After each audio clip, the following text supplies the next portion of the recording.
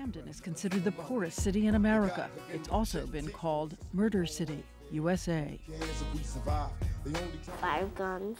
In your neighborhood? You hear them? Me too. What do you worry about growing up? That I don't want to die when I'm a teenager. These children represented all the issues that come with poverty: crime, drugs, alcoholism, homelessness, hunger, illiteracy, broken homes, juvenile justice, all the things that come with poverty, these families represented. His name is Ivan Stevens. He keeps telling us how much he wants to learn to read. Though he and his family, his mother Precious, his little brother Emir, are homeless. At times they spend whole days outside in the park, dirty, hungry, no place to go. My heart is going to be sad. I want my own room. And I'm never going to get it.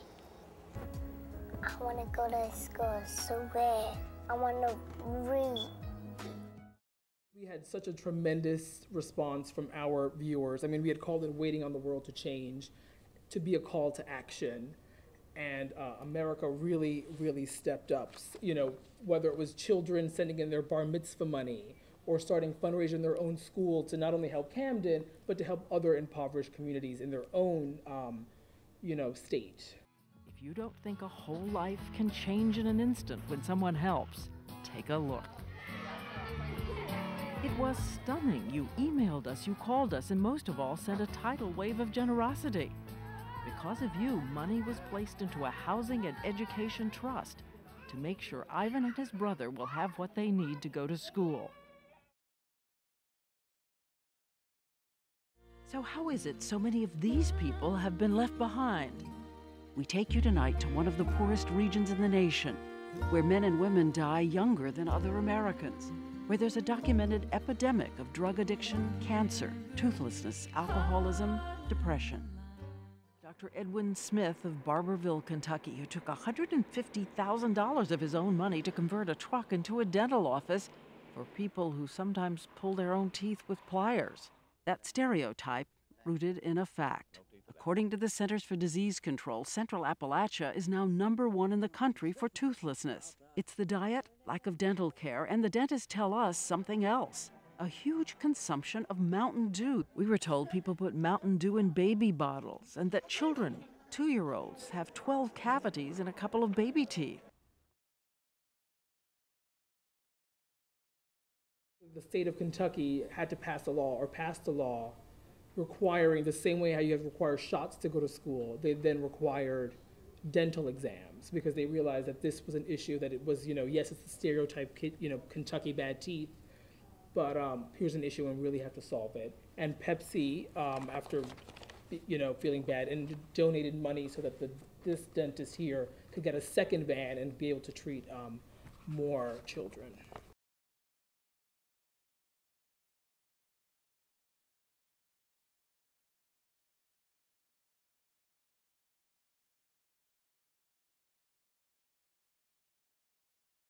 The Bureau of Milwaukee Child Welfare at that time was being headed by Denise Revels Robinson, never came to the phone. And so we had the situation of a horrific death and no one willing to come to the phone and talk to us about it. We kept writing story after story after story. Again, not salacious stories, but stories attempting to place what happened to Christopher in some sort of context. The state head of the Department of Children and Families met with us, said that every child under 3 years old would, in the Milwaukee child welfare system, about 3,000 children would be visited by a nurse, that the supervisors that were in charge of Christopher's case would be reassigned, and within a few days, Denise Revels Robinson stepped aside as director. Now, most newspapers would say, hey, we touchdown. We just changed in the program. At least these children that are in the program are getting changed, are going to see helpful results. But none of that is systemic. None of that is permanent. So we wanted to find out what's going on. How many children have died? And shockingly, we called the Department of Children and Families and said, so how many children have died in the last 5 years? And what did they die of? And what services were being provided? And this was just unbelievable to us that this is a lawyer's answer, not a child care workers answer. Under the open records law, they were not, they didn't know, and under the open records law, they were not required to create records that didn't exist, and so they didn't need to find out, and that was their answer. We don't know, and we don't have to find out. And we identified 63 cases in which children had died while in contact with the Bureau. But the important thing is that 1 year after Christopher's death, the state of Wisconsin, the Senate and the House of Representatives passed the Child Welfare Disclosure Act unanimously, almost without debate, which required the Department of Children and Families to report to everyone every time any child in the state died, any child, whether they were in care or not. And here's the bottom line. In 2007, 36 children were maltreated in foster care, in court-ordered foster care, 93 point, almost 1%. In 2011, 7 children, or 0.22%, were maltreated in any form of court-ordered care. So that's the difference it makes.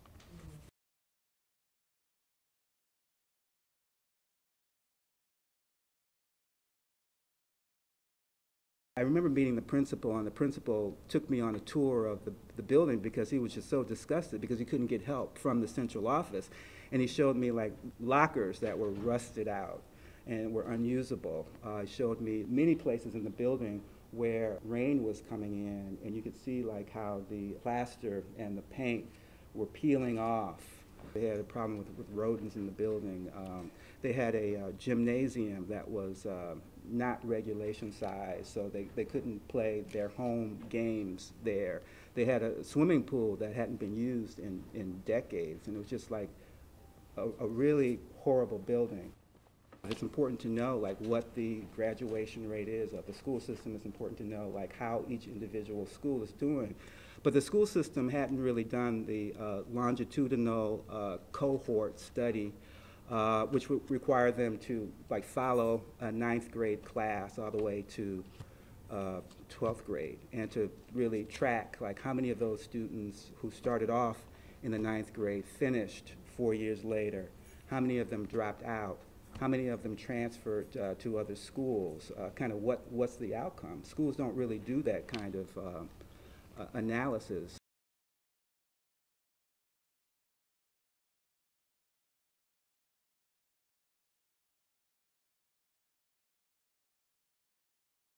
The reason I left school, it was like, I had got bored. But once I realized I needed my diploma to achieve what I want, I made that decision to come on back. Michaud is glad to be back, though his feelings about the school and its teachers have not changed much. When asked to rate Cardozo, Michaud gives a mixed review. You have some teachers here who is here to help you, and then you have other teachers here that just here. They like give you the work, but they really don't be trying to explain it, or like they don't really want to be bothered. Some of the people I talked to, though, in Cardozo have said that after my particular story ran, that there was a lot of positive movement within the school. The principal sent the story to all the teachers, and then she really encouraged, pushed teachers to try to do their best and to try to help students. But a couple of people I talked to who work at the school said that, unfortunately, they really felt that some of this stuff coming down from the central office really thwarted those efforts, because there was constantly budget cuts. And so a lot of the teachers left over the years, and they've had like a lot of turnover, and they really haven't been able to kind of gain any momentum. And people are very kind of discouraged now. So unfortunately, it's a mixed picture.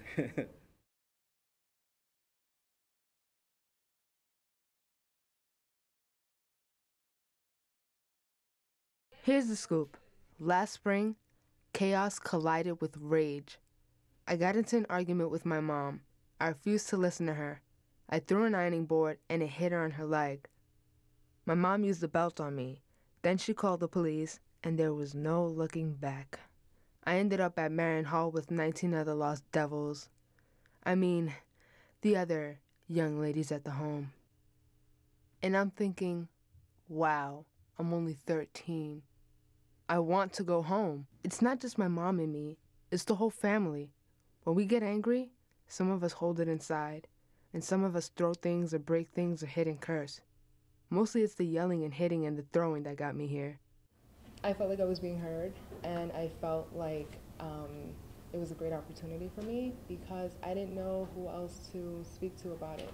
I felt like I sort of felt alone. A lot of times the young people don't know what's going on. They're in it, but they don't understand it. But then to hear it from another person, a youth who's going through the same thing, kind of gives things into, to what Crystal said, is not to feel alone.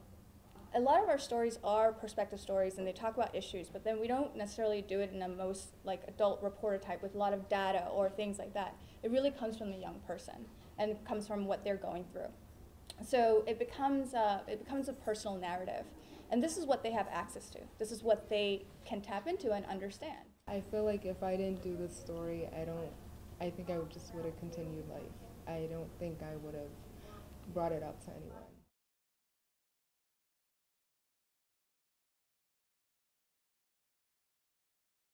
What we wanted was systemic change, and so it was critical for us. Every story we wrote, we tried to place in a larger context of what is going on within the child welfare system, both in the city of Milwaukee and in the state of Wisconsin.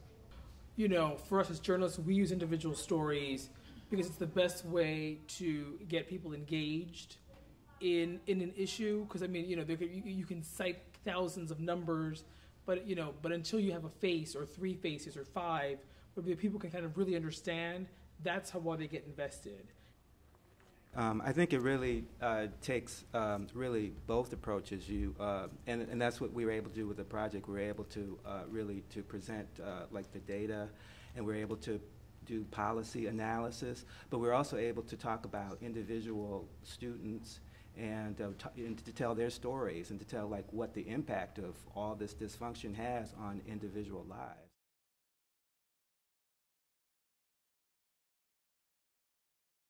With our community organizations that we work with, we're constantly in connection with them, so we don't lose our partnership. So if they had an idea that was they really wanted to push an issue, they can talk to us, and if they have a young person who's in it and really want to talk about it, that happens. As newsrooms shrink, they become more myopic, and it becomes more and more critical for a good newspaper to have its ears open at least. That we become more and more dependent on people in the community letting us know what's going on, and it's an arrogant and paper indeed that's not listening and bound to fail. I mean, we don't have the resources to pay attention as closely as we used to, and so we need and require and are open to people in the community calling us, telling us what's going on.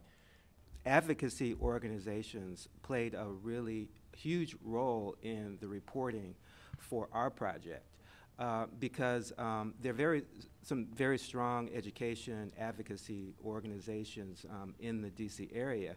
And in many ways, they're the only consistent agent within the school system, because there's been constant turnover in school leadership, and the people working in the central office, principals at the school.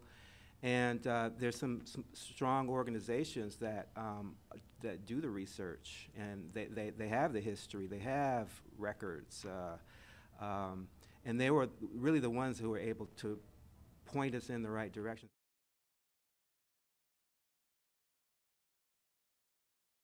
I've been writing about poverty and children in poverty for 26 years, and I have found in that time the worst thing you can do is not tell the truth.